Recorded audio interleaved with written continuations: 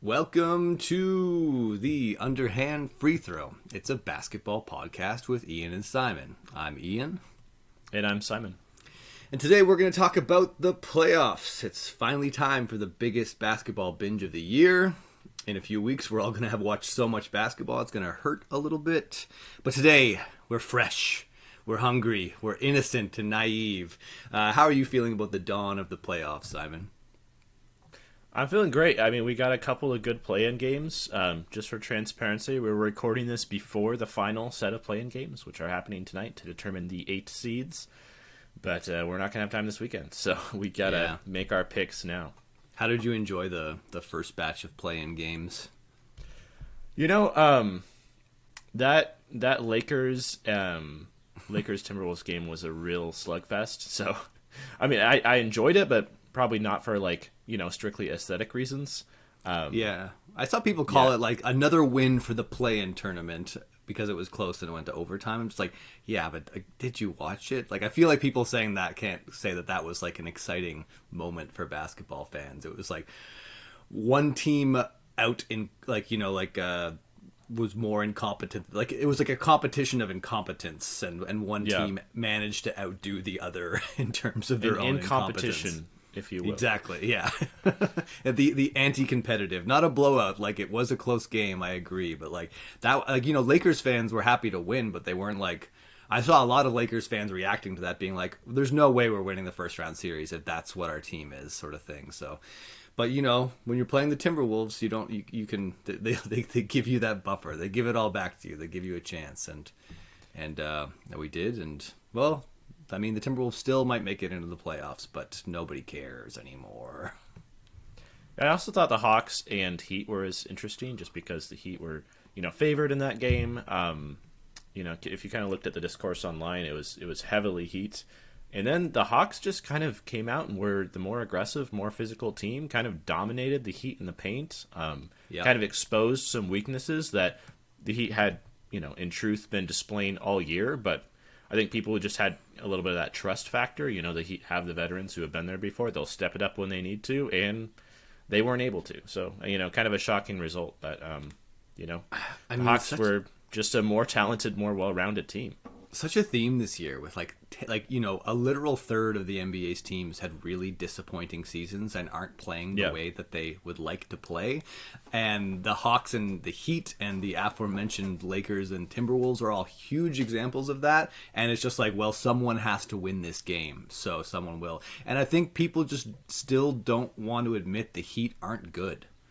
They're just not good in normal ways. Jimmy Butler is amazing. Jimmy Butler is still one of the best players in the NBA, and Bam Adebayo had a big season. He's one of the best defensive players of the year, and he looked good as a scorer. But I don't think there's anything that's really changed about how his scoring changes in the playoffs. Maybe we'll get a chance to see that. Maybe we won't. But the Heat have been, not only have they been bad, but their defense has fallen off completely at the end of the season But it was I was looking at the sort of offense-defensive ratings over the last 20 games or something like that, and the Heat and the Hawks were right next to each other, so that was a bit of a nail-biter. Did you watch Bulls-Raptors? I did not, no. It was I was playing a game at the same time, and then usually I play and stick around for the second game, but I was sorry everyone, I'm gonna go sit by myself at the nearby sports bar and watch the rest of the Raptors games. Showed up, it was the Raptors were basically already celebrating their victory. Pascal Siakam was going off, and the Bulls looked so miserable, and it was over. And OG Anunoby was bullying DeMar DeRozan, blocking his jump shots and dunking on him. And then the Raptors just did that thing they do where the fourth quarter, they going into the fourth quarter, they have about a 5-minute stretch where they just don't score the basketball at all, and then enter crunch time in just paralyzing indecision and self-doubt, and just can't get it done. Zach LaVine had an amazing game, so big kudos to Zach LaVine kind of coming through. But it was two teams that are both disappointed by their own seasons, and someone had to win. And I know a lot of Raptors fans are happy to stop watching this team for the rest of the year, which hurts me to say. I really like that group of players so much. Some of my favorite players in the league are on the Raptors, but it was not a fun season for them, and now Bulls Heat again. Like someone has to win that game, and someone will, but I have no idea who. Play-in's a crapshoot, even when the teams are both playing well. Yeah, I mean, we'll hit on at least the 7 seeds that we know of briefly. Maybe we can speculate who the 8th seed is, but what we're planning on doing for our playoff picks is we're just going to go round by round. We'll start with the Western Conference. We'll move into the Eastern Conference. For every series, I have my own bracket. Ian has his own bracket, and we're going to make these picks live. And we're going to discuss. We're going to defend our decisions to the best of our ability. And, ultimately, I don't know. I know who I'm picking. Hopefully you've decided at this point, and we can start talking about some of these series here. And hopefully we can, sow seeds of doubt in each other and possibly make each other change our mind once. No, I already have these lots series of are very those close about several of these series. All right, let's see if we can. Before we go into this, I'll just say I really don't have like strong feelings about who's coming out of either conference or who's winning. Yeah. These are not like definitive picks. These are like, I think this team maybe has a slight advantage, but I don't even feel. Besides some obvious series, like I don't even feel good about who's coming out of the first round in a lot of these brackets that we're about to discuss. Do you wanna get right into it? Yeah. So we're gonna start with the Western Conference, and we're gonna start with I think the series that's gonna be the most interesting to a lot of people. And that is actually going to be Sacramento Golden State. Sacramento being the home team, Golden State did manage to close out the season strong enough where they made one of those top 6 guaranteed spots. Golden State has been terrible as a road team all season long, but they have been pretty strong at home, and they're getting Andrew Wiggins back confirmed for the first round series. He'll be available to play, which is huge for their perimeter defense, which has really suffered without him. So, I guess let's get into it. Who do you have in this series that you're kind of looking at? Well, I think with this series, I feel like we're gonna get the. I think by game 3, we're gonna have a really solid expectation of what's gonna happen in this series. There's like a couple big questions that need to be answered. One is Golden State's road woes going to be just continue to be a thing in the playoffs? You sort of have to project that they are going to be a thing. So if they steal a game from Sacramento in the first 2 games of the season, then that will, I think, change the projections of the series dramatically. If they can get a road win early, I think you can feel pretty good about Golden State coming out of this series. The other thing is that Sacramento plays a super wacky style that we have no proof of concept for in the playoffs. So we need to find out if it's going to work. And I'm not predicting that it will or it won't work. I think it's like I haven't really seen a team like this. They're almost a cherry picking team. Like they're as close as that you get to that in the NBA. Like they score. I'm not saying like that.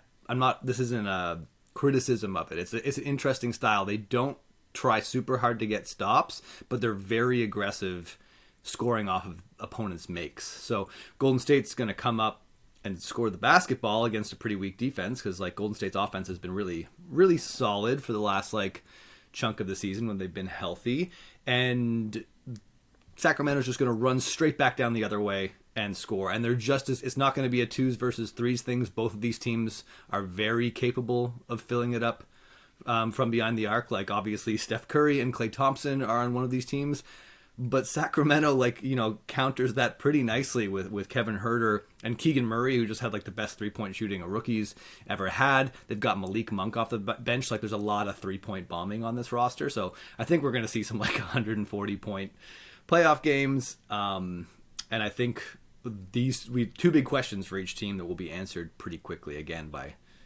if Golden State can steal one of those games, and if Sacramento's style works in those, we'll see it in the first game and the second game, and I think have a stronger handle on this series. Yeah, I do think Sacramento has 2 pretty major advantages, and that is they have the 2 types of players that I think the Warriors struggle the most to defend, with the really fast change of direction small guard in De'Aaron Fox, and then just kind of like the highly skilled kind of shifty big man with Sabonis. Like those are 2 players that Golden State doesn't. First of all, they're not, they don't have a good track record of defending these types of players. Not to say that they go up against them all the time, but they're not necessarily well equipped with personnel on the roster to defend these types of guys either. Like put Draymond Green on Sabonis, I suppose, but like Sabonis doesn't just kill you with like bully ball back you down to the post and like dunk on your face. Where Draymond Green with his strong body and center of gravity is like well equipped to defend against that. Like Sabonis has like kind of an arsenal of shots around the rim where you can, even if you contest him, like he's still pretty adept at making those, and he'll just like dice you apart with his passing. I think so that's if a Draymond huge is point occupied guarding him, that really hurts Golden State's ability to take away some of those cutters and those passes that he's going to be dishing off. Yeah, I think that's a great point because putting Draymond on Sabonis doesn't actually necessarily, like, taking away Sabonis's back to the basket scoring in that matchup isn't like a huge win essentially for Golden State. Like maybe Draymond can turn off some of that post scoring because it's like there's a size advantage for Sabonis, but Sabonis is like not super long. He's not so much like a easily score over the top of you kind of player. Like I don't think there's actually a huge size discrepancy there, and Draymond's really hard to back down, and Sabonis loves to back down. But like again, it kind of doesn't matter. Sabonis is like he's in such a versatile role in that offense that he's perfectly happy to set up at the high post and just continually threaten Golden State at a team level. So I don't think he needs to win some sort of post battle against Draymond to stay effective, and I think that's problematic for them. I almost wonder, will they try Looney on him so they can free Draymond up to be more of a defensive decision maker on the back line? I think they should. But Looney's also on the skinnier side in terms of post defenders, and the kind of post defender that is a difficult sort of choice there, because I think Sabonis can. The scoring will come back with Looney versus Draymond, but it probably boosts. It'll be interesting to see that literally like first game of possession, who's guarding Sabonis, because as much as De'Aaron Fox is amazing and like the gonna win clutch player of the year and everything, like the way their offensive system works, like Sabonis is the sun and everyone is a planet that orbits around that. So yeah, it's Sabonis and shooters and cutters and movement, and taking advantage of every single transition opportunity. Yeah, I think a really interesting question for Golden State is like, what do they want to do? Do they want to enter a firefight against this Sacramento offense, or do they want to try to curb it a little bit with their defense? Because like they have very in terms of how many minutes Jordan Poole is going to play, I think is the question. Jordan Poole being like a terrible defender that tanks their defense, but obviously an offensive booster pack in terms of his like shot making. But they also have, they got Gary Payton II is back there. They've got Dante DiVincenzo. They've got Andrew Wiggins. We'll have to get a look to see what Andrew Wiggins looks like because he has not played basketball in the last 30 games. They got Jonathan Kuminga and how many minutes he's going to play. Are they going to go defensive and try to sludge it up a little bit, or are they going to sort of try to go shot for shot with Sacramento? Like neither of those options actually sound amazing for them. Yeah, I've heard a lot of back and forth on this exact topic, whether Golden State's defense will kind of step it up. I mean, they're definitely going to have to play Gary Payton quite a bit, and they have been successful with him in the lineup, to close out the season, and Gary Payton is finally starting to look good. Maybe justifying that trade. Maybe we didn't screw over Golden State as a Blazers organization after all, if he's a valuable playoff contributor. But yeah, I mean, no one else on the roster has a prayer of even slightly slowing down De'Aaron Fox, so I feel like you kind of have to have him in the playing pretty significant minutes, and that really does cut down on your ability to use Jordan Poole. Yeah, I think screen navigation for Golden State is also going to be a big deal because they've got to stay connected to a lot of these shooters when they've got Herder, Malik Monk, and Keegan Murray out there. They can't afford to get stuck on screens. I do think between DiVincenzo, Payton, and Wiggins, that's some pretty high level screen navigation, so I think that is an area of which Golden State has not quite a strategic advantage, but they're not going to get burned like some other defenses typically would. But then I think Golden State, one of the things Golden State has been so successful with the playoffs is being able to play small but defensive. Even when they've got Draymond and Looney out there, that's kind of as big as they get these days. And that's kind of small, but they have none of the disadvantages of going small defensively. But there's not really an advantage to claim here against it because neither of those guys are scorers, and Sacramento doesn't have a big to play off the floor. They're not going to Sabonis is not going to be coming off the floor. There's not they don't scale down in that way. So it's going to be and they're not a team that typically gains a huge advantage on the offensive board. I mean, Golden State, not Sacramento. Golden State isn't going to like bludgeon them on the offensive boards and all this. So it's like I feel that thing that usually really messes up other teams in the playoffs by like changing lineup choices is not going to be an advantage against Sacramento. Yeah. Well, I think, we spent a lot of time on this series just because it's one of the harder ones to figure out. It's one of the ones that's, I feel like, less clear. But hopefully we're ready to make our picks here. I do think, ultimately I did come down to one team that I'm going to pick here. And I am going to pick Golden State to advance over Sacramento. And I think my main reasoning for it, when it really comes down to it, is I wanted to look at like the upside of Golden State because we're aware with their defensive struggles this year. We're aware of their road woes especially, but their net rating at home is still really good. And so I look at that. I think top 5 in the NBA. Yeah. If you just look at home net rating.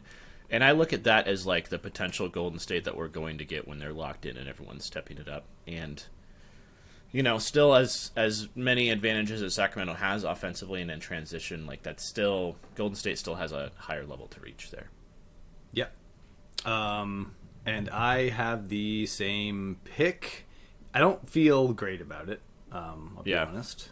I think that the reason I've got Golden State in 7. Even though it probably makes more sense to say 6 based on the whole home and road thing. But I think Golden State is going to have some embarrassing road losses in this. I think it's going to be a close series. But at the end of the day, I'm making the conservative choice of picking the team that won the championship last year against a team that I've just never seen this system played yet in the playoffs. I don't have big doubts in it, but like I haven't seen it. So it feels like a lot to pick this team over a team that we've seen be so playoff adaptable and figure out so many things. I typically like to pick the young up-and-comer against the like old team that no one wants to admit they're bad yet, like if it was like the Heat or something like that, but I'm not convinced Golden State is quite there yet.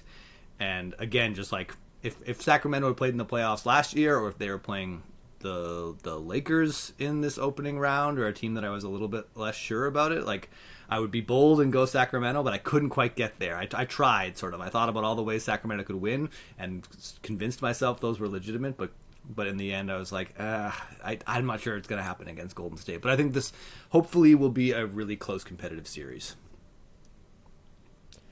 Yeah, I agree. Next series we have up on the docket is Memphis Lakers. Mm-hmm. Lakers secured that 7 seed, knocked your Timberwolves out of there, and they are going to go up against they're going to go up against the Grizzlies in this first round. So, what are your initial reactions to that? Well, welcome to the battering ram competition. That's what this is going to look like. We just talked about a playoff series that's going to be like the last series we talked about, full of outside shooting, probably really high scoring games, really up and down.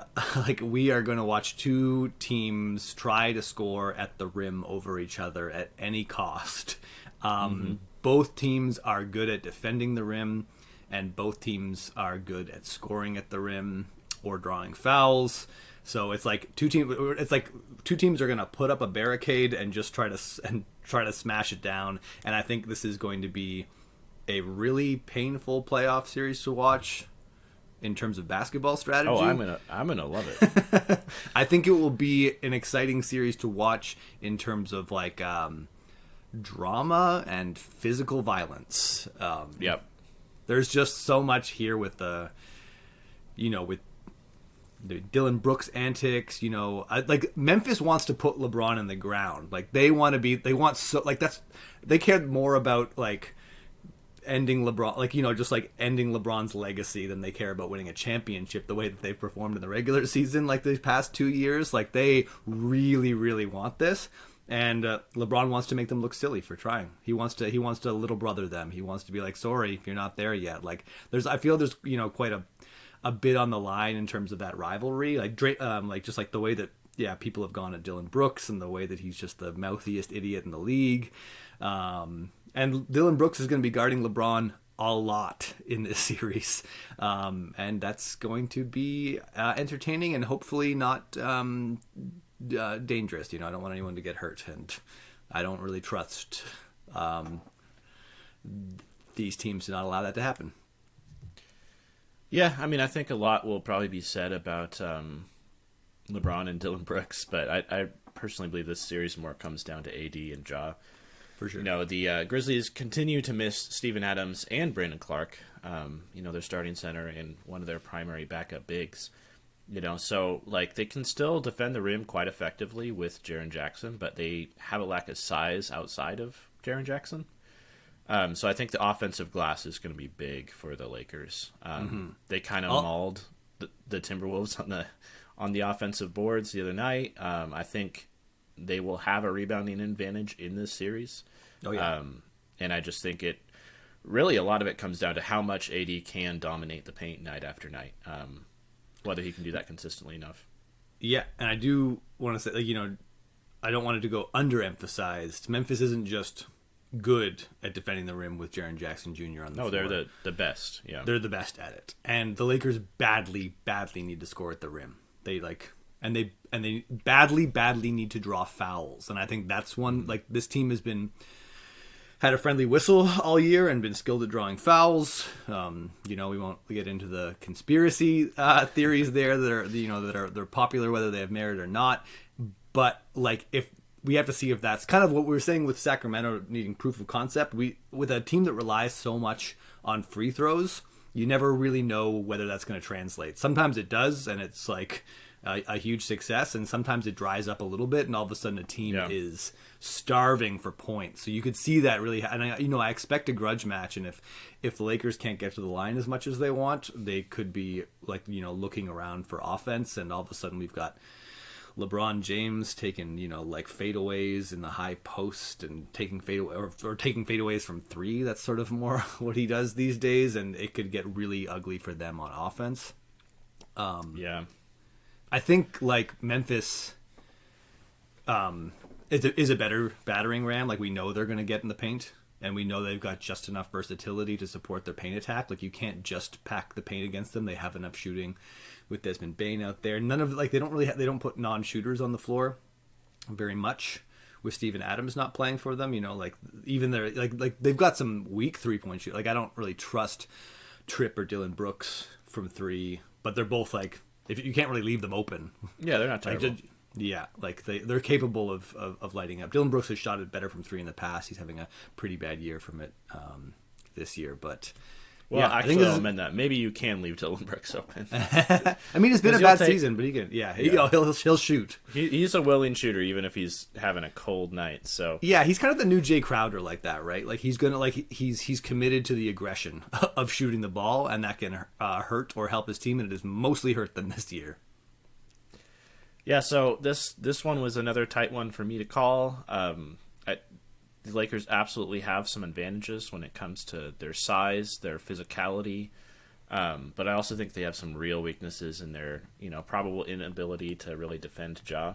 I think Ja's going to have an absolutely massive series here, and I'm going to ultimately take the Grizzlies, best home team in the league, and they've maintained much of that even with missing Steven Adams. They've still been an excellent home team, so, you know, I think they can win 4 out of 7 here. Huh. I really thought you were going to pick the Lakers. I thought thought we were going to have a disagreement here, because I went with Memphis as well. So sorry everyone for the lack of drama. Yeah. I picked Memphis in 6. I just don't think LA. I mean, LA's been playing a lot better since the trade deadline. I think this is a real team. I think they're legit. I do think Memphis is just better in terms of high end talent, and I think there's definitely some edges that the Lakers can exploit. You know, get Jaren Jackson Jr. in foul trouble.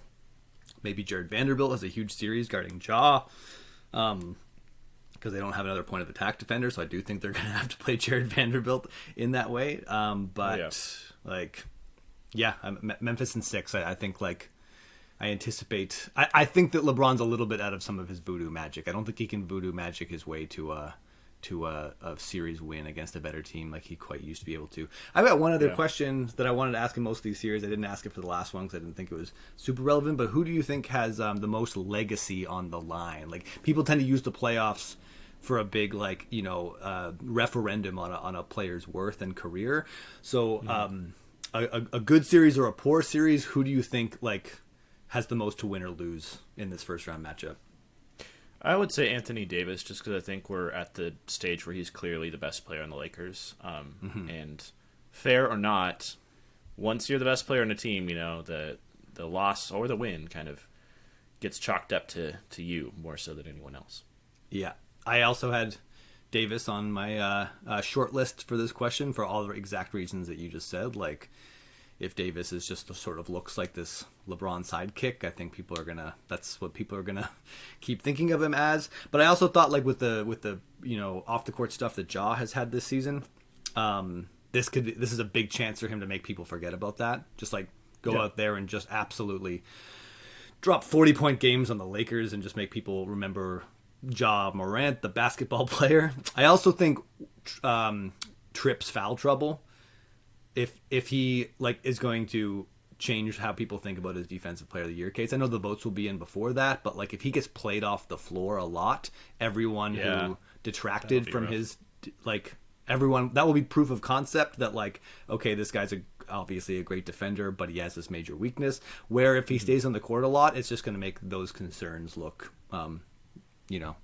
irrelevant. But yeah, looking forward to that series, absolutely. even though we're some ugly basketball. I can't wait. Let's talk about a real doozy here. Another series I'm sure you're looking forward to. Clippers Suns. Yeah, this one was no fun to assess. I'm sorry, Clippers fans. I feel like whenever they come up on this podcast, we're just like, oh, the Clippers. But this series should, like, I mean, I'm tuning in. I'm definitely interested. I just think like it's a weird mystery series because like anything we're about to say feels so theoretical because the Clippers, as everyone knows, just kind of like duck the regular season, and we don't really know what they are, and like the stuff they've shown has not really been impressive. So we're imagining that maybe they have this thing they can morph into, where the Suns are the same thing for a different reason. We just like what we've seen them play like a handful of like what Durant played, like what's 11 games, 7 games, something like obviously we think that it's going to be great, and there's no reason to think it's not going to be great, but there's a whole bunch of holes on the Suns roster that we haven't really had a chance yet to see how those are going to work out. And Ty Lue is definitely a coach that likes to make big adjustments in the playoffs and exploit weaknesses, and the Suns have a lot of weaknesses to exploit. So it's but again, it's all theoretical. Like, I'm not basing this on like, oh, I've watched 40 games of the Suns in this iteration and I know this team. And I know what the Clippers are because I have no idea. If they stay the same, I think the Clippers are just a bad team. Yeah, and you know, Paul George is not expected back for the start of the series. Yeah, it's big still one. Possible that he comes back mid-series, late series. But yeah, he's not going to be there for Game 1. So the Clippers are potentially going to be without their second best player for much of the series that they're dearly going to miss because I think. We've gotten so used to the Clippers having this like awesome super deep bench, but that hasn't necessarily been the Clippers this year, you know? They're starting to show some age, like guys like Marcus Morris just no longer being an awesome two-way role player anymore at this stage of his career.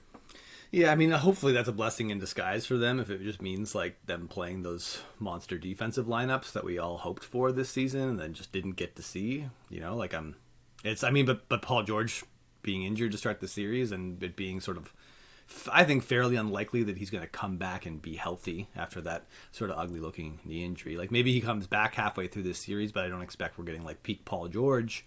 So that's a huge thing against them. But, you know, I think there's a fun thing about that is that, like, hopefully we get some Kawhi versus Durant.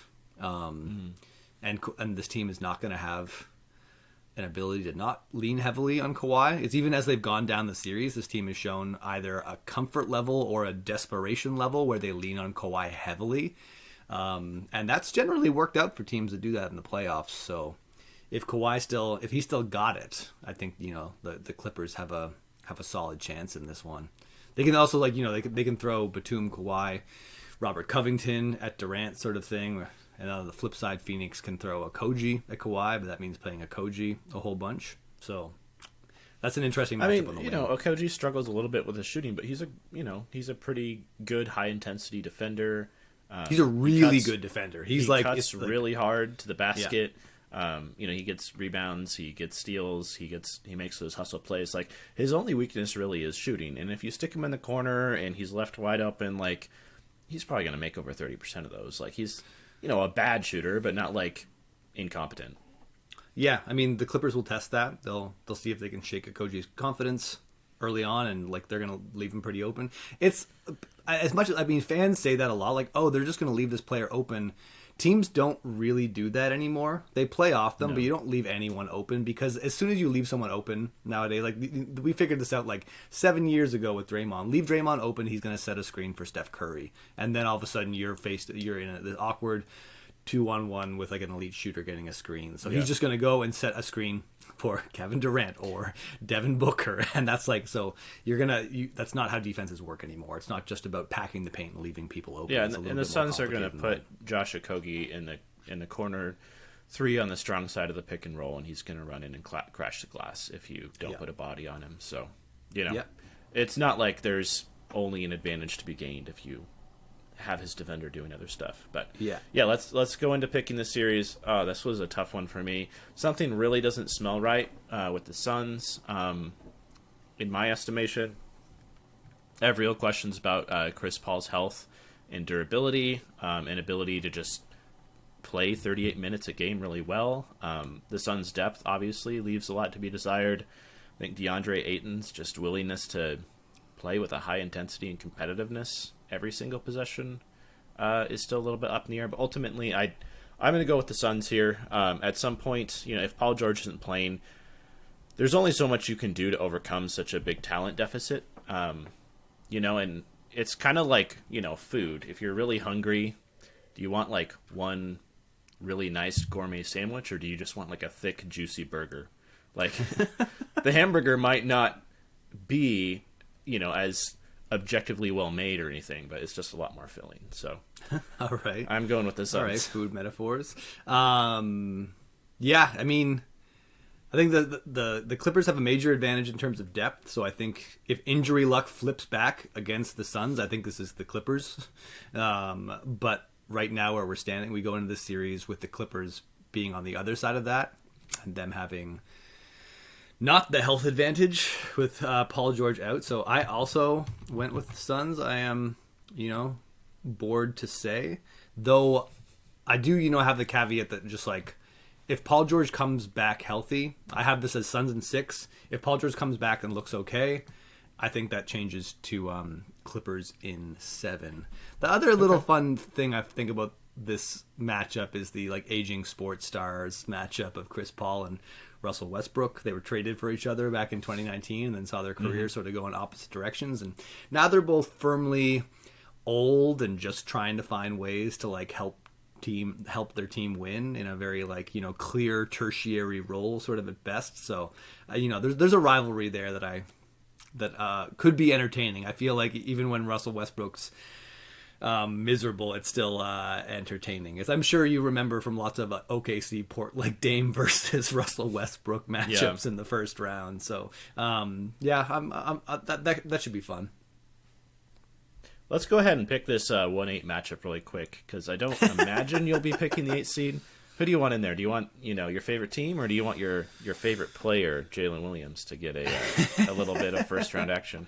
Yeah, my favorite backcourt, if you can call it a backcourt, because Jalen Williams plays the 4, I guess, for them. But I don't know about that. Josh Giddey's kind of the 4 on defense, so I have no idea. They play 4 shooting guards. Like I don't really know. Like, well, I don't know. Josh Giddey's a 6'8" muscle bound dude who can't shoot. Like calling him a shooting guard is a bit of a stretch. He's more like a playmaking forward, but they all handle the ball. They all like, I don't know. It's just sort of like I don't really care. Like I just say like they play 4 guards.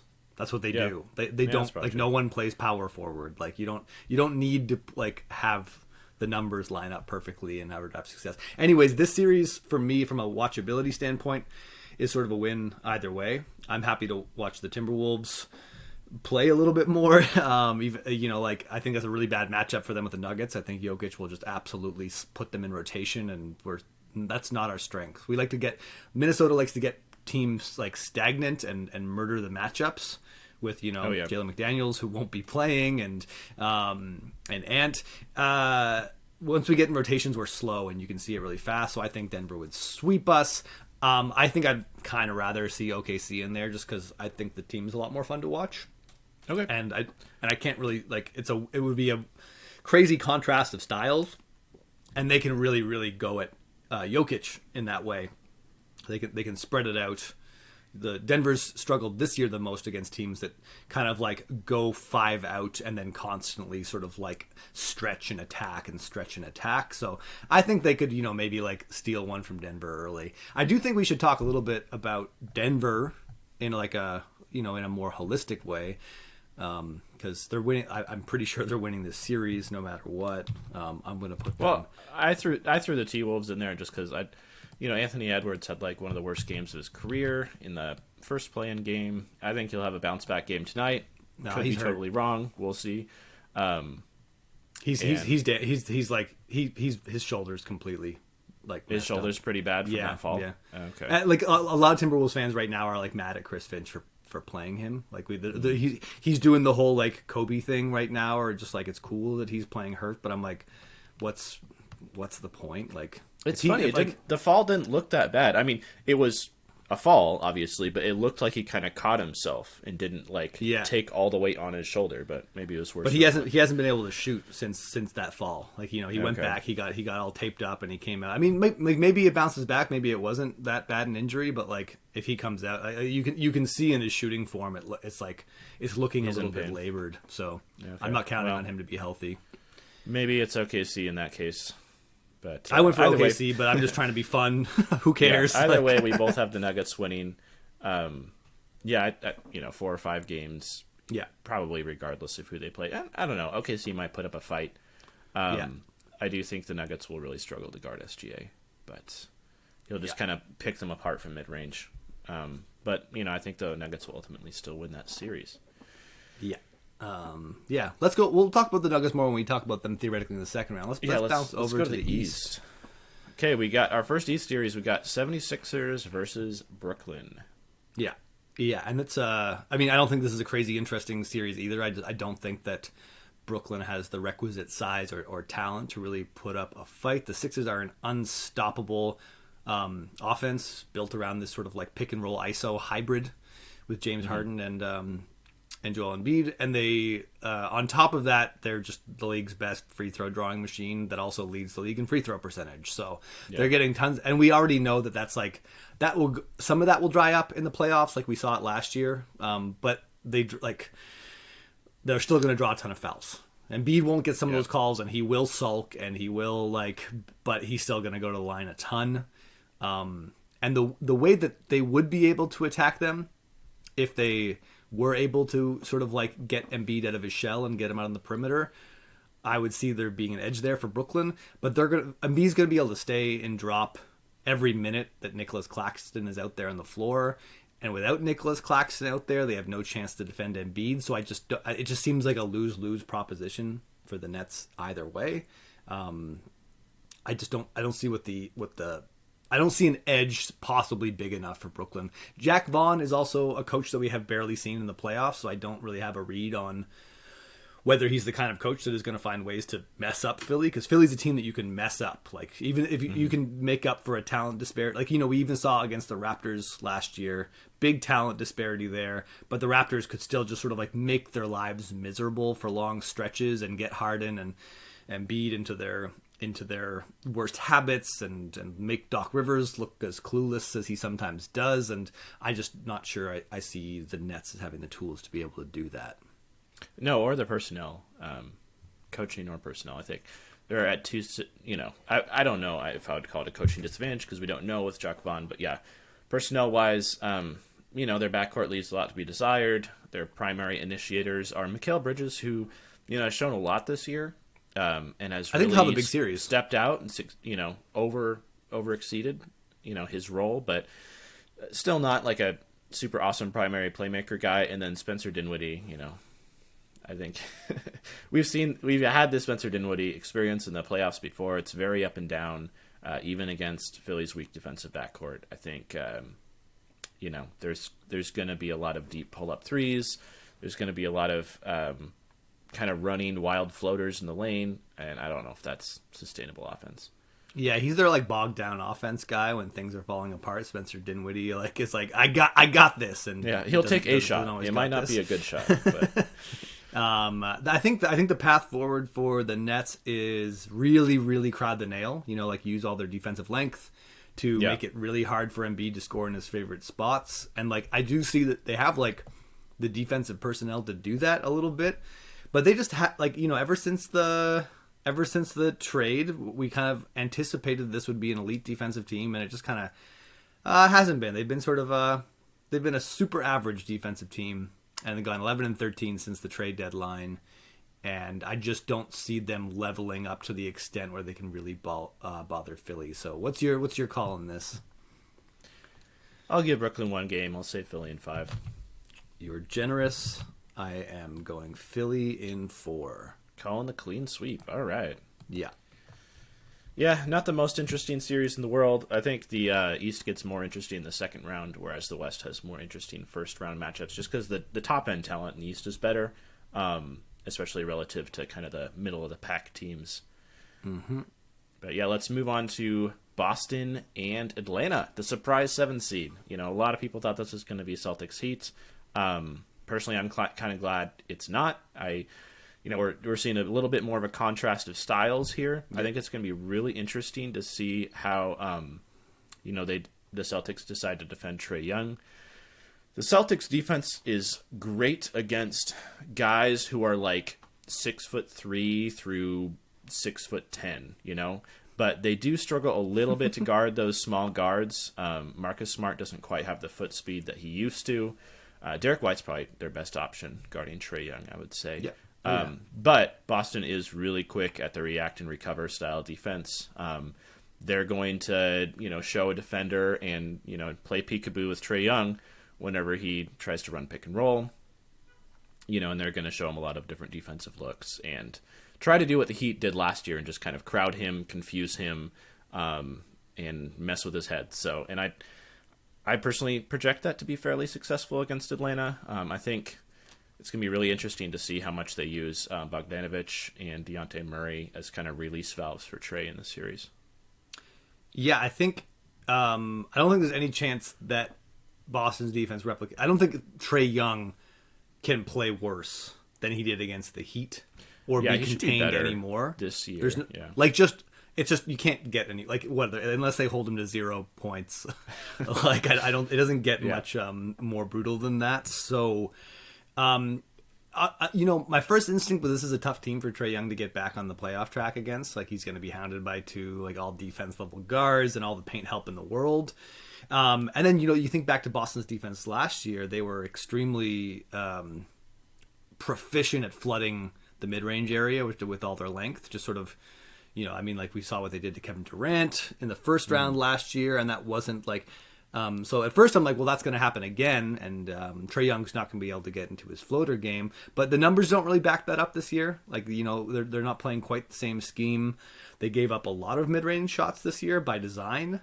So it'll be interesting to see how they adjust to that. Because if Trae Young can, I think that that's his game at this point is doing damage from floater range. Like he had a horrible year shooting the ball from 3. He's still going to shoot a lot of threes, and he's going to be able to hurt teams from threes. But like where he really breaks down a defense is just below the foul line.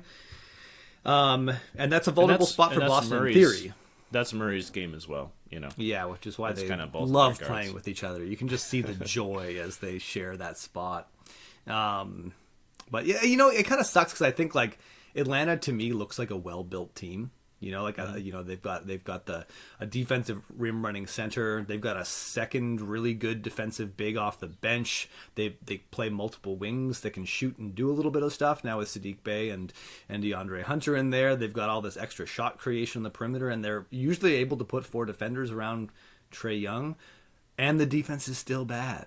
It's just which is why you hear so much about like Atlanta maybe talking about just completely upending the project if they see an opportunity, because like it feels like they did what they were supposed to do. If you asked me to like design Atlanta's team, I probably would have tried something kind of similar to this. I'm not saying the same players, but like you got to put a plus defender at every position around Trae Young when you want them to be able to do a little bit offensively. And it's like obviously those you could up those defenders. It's not like they've got like an incredible wing defender, but good point of attack defender. Again, multiple defensive bigs, adequate, above average defensive wings, and it's just like it's still not happening. And the league is caught up with Atlanta offensively, so they're not a special offensive team anymore either, like relative to the rest of the NBA. So I just don't. Yeah, I don't know. I don't know what their edge is in this. Like, I hope Trae Young does, like, you know, has a better series and we get to see some normal basketball, because that was a pretty embarrassing, one of the most embarrassing playoff series I've ever seen last year against Miami. Yeah. Well, I mean, they kind of relentlessly attacked Miami in the paint. It'll be a little bit harder to do that if Rob Williams is in the game, but, you know, as we know, Rob Williams really struggles to stay on the court and play a lot of minutes. Yeah. So we'll see, but I do think when Rob Williams is out of the game, Atlanta should have a significant paint advantage, just because, you know, their two centers, their size, their athleticism there. You know, I mean, how much is Al Horford going to be able to, you know, box out Onyeka Okongwu and prevent him from getting putbacks and stuff? I don't know at this stage, but yeah, I'd overall think, you know, Boston has too much star power. Their defensive system is too solid. I do think these games are going to be close for the most part. You know, Boston will probably have one game where they shoot 58% from three or whatever and win significantly, but I think we'll have some close competitive games in this series. But ultimately, yeah, Boston will probably take it in 5 games or so. Okay. Oh, I'm sorry, I just made your pick. That's okay. I was on the wrong slide. You can keep it there. Okay. All right, I'm also going Boston. I'm going Boston. I'm going for another sweep. Boston in 4. I don't think that. 2 sweeps, man.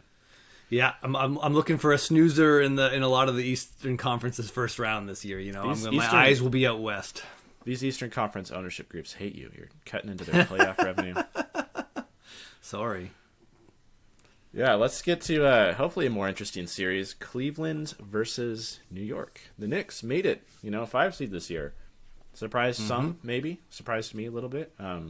Jalen Brunson had a really excellent offensive year, kind of running the show there. Julius Randle put up numbers.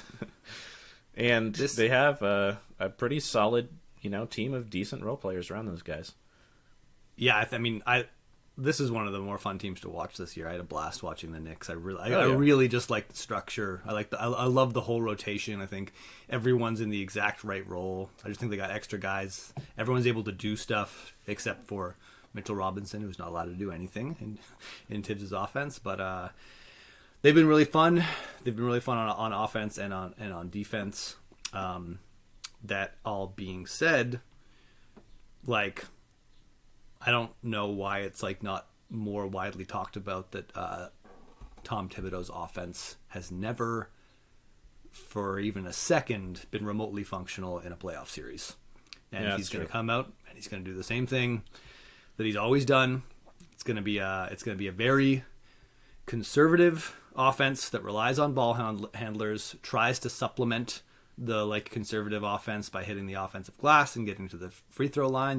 This is sort of team extracurricular. They try to supplement, they boost their offense with a bunch of, the nitty gritty side details. But I think those things are going to dry up a little bit in the playoffs, and we're going to be watching Julius Randle run into Evan Mobley, and we're going to be watching Jalen Brunson run into that gigantic, terrifying Cavs front line.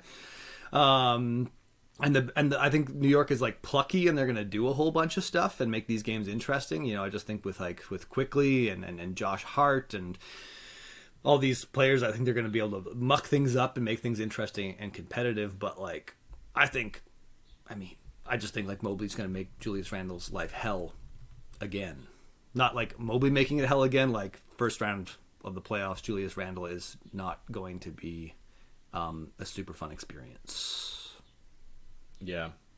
No, hopefully we get the most competitive series of the first round here, but that's it will be for, it's going to be slightly more competitive than the 2 sweeps I just predicted in my mind. Do you think Okoro will be starting, or do you have LeVert starting? Okoro's been injured. I think he's back, but I don't know what kind of shape he's in. We'll see some Lamar Stevens. I don't know. Yeah, I don't think they want to quite go that way. I think they like starting Okoro, so if Okoro's ready, he's gonna start. They're gonna go ultra defense on that, and Okoro has performed really well in that role. So if he's healthy and good to go, that's what we'll see. If not, yeah, I think they they like bringing Livert off the bench to sort of balance lineup, so it does get ugly. I'm surprised we stopped seeing Dean Wade playing on the way. I guess like as soon as Kevin Love was gone, it was just Dean Wade was the backup power forward, and that's how they balanced out the rotation. But well, I mean, he was hurt over half the year, and then I don't know if he was fully up to speed even when he came back initially. The one thing I will say, Okoro sneakily big improvement as a 3-point shooter this season. Doesn't get talked about a whole lot, but by some numbers, he was the worst 3-point shooting wing in the NBA last year. He didn't have the worst percentage, but in terms of like the actual space that teams provided him, he was the worst spacer in the NBA last year on the wing. And this year, shooting 36% from three, still a little bit of a hesitant 3-point shooter. Still has a very mechanical looking release, but definitely not a guy that you can just completely ignore anymore. So I think that's big. Yeah, I have Cleveland winning fairly comfortably. You say not a sweep? Yeah, I'll give the Knicks a game or two. I don't know. I think Josh Hart will get in there, muck things up, defend Donovan Mitchell, so hard he needs an IV, and win a game for the Knicks. Yeah, I got this as Cavs in 5. Tibbs like has to earn my trust. I've watched too many Tibbs playoff series where it's just like, oh my god, you just showed up. You just showed up with the same stuff you've been doing all season, and you seem confused why it's not working. The other team targeted all your stuff, and you're just like, why are they doing this to me? Or why is this stopped working? I just don't get what's happening here. Top 2 coach in like sideline eyebrow raises and shrugs. Yeah, him and Doc Rivers. They're just like, did they like develop that together in Boston? I think they went to the same class. Yeah. Get the arms up higher, get the eyebrows working as much as you possibly can. Doc Rivers has the best eyebrow game in the NBA, though. His eyebrows almost just like spiral around in circles when things aren't working out for his team. Yeah. All right, Milwaukee versus... I have the Bulls in round 1. I was alarmed at the Heat's offense in that play-in game. Their reliance on Kyle Lowry pull-up three-pointers to even make the game somewhat competitive. He had 33 points. Go Kyle Lowry. Not dead yet. Zach LaVine closed the season really strong, and I think the Bulls will have just barely enough. But on the flip side, in the first-round series, we saw Milwaukee-Chicago last year in the first round. It was 5 games, relatively uncompetitive. The Bulls won game 1, right? And then the Milwaukee kind of cleaned up after that. So I expect, probably a similar result this year. Milwaukee in 5. Just too solid, excellent defensive team. You gave Chicago a game. Yeah, I do give Chicago a game. I have real concerns about Milwaukee that I'll actually bring up later on in our playoff round. But right. We'll see if the Cavs are enough to get them brought up. Giannis will just be a little bit too overwhelming, at least in this series. Yep. Yeah, so I've got the Heat beating the Chicago, whatever, coin flip. Who cares? I think we get a little bit of Jimmy Butler hero ball or something like that, and it happens. Or if it's a close game, I trust Jimmy buckets down the stretch. Unlike against the, they came back against the worst crunch time offense in the NBA against the Raptors, and the Heat. That's like the only thing they're good at. So, and I don't see the Chicago Bulls having enough offense to. Wait, you're picking the Heat? Sorry, whoopsies. Yeah, Milwaukee. I'm not even going to explain. Milwaukee sweep over Miami. Okay, I thought we were going to get a little caliente there for a second. They're coming back. Jimmy buckets, baby. Can employ the wall. Bam's locking down Giannis, building the wall. It's like we're going back to 2020. Yeah. All right, so that wraps up some of our playoff picks. Join us for part 2 for the rest of them. We're going to get that out really quick to you. And we here at the Underhand Free Throw just want to remind you that ball is life. We'll see you next time.